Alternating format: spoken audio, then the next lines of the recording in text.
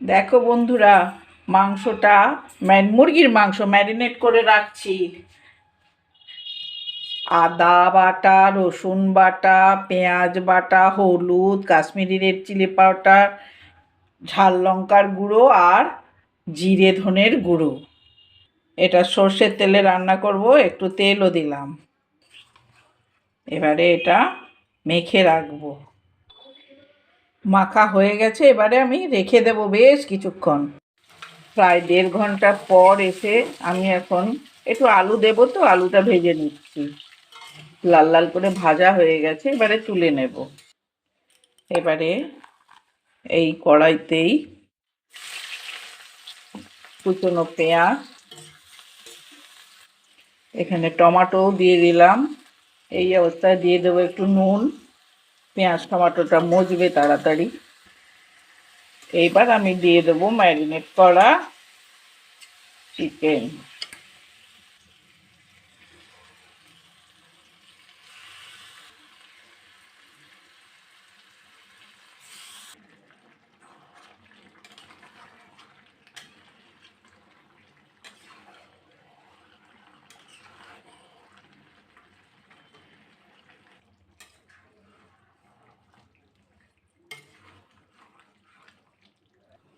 চাপা দিয়ে দিয়ে কষাচ্ছি। দেখুন কত জল বেরিয়ে গেছে, এখনো একটু আমি জল দেইনি।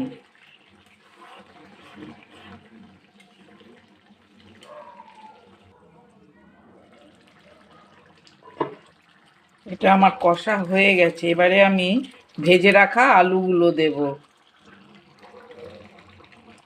ওহ, একটা জিনিস দেখাতে ভুলে গেছি, আমি 1 কাপ মতো জল দিলাম, কারণ আলু ছিল তো। আলু দিয়েছি, আলুটাও একটু সেদ্ধ হবে।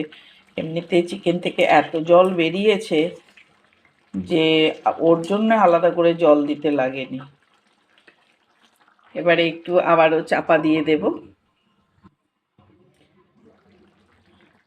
এখন এটা আমার পুরোপুরি হয়ে গেছে। আমি গরম মশলা ম্যারিনেট করার সময়ই দিয়েছিলাম, এখন আর দেব না। এবারে একটু ধনেপাতা দিয়ে দেব।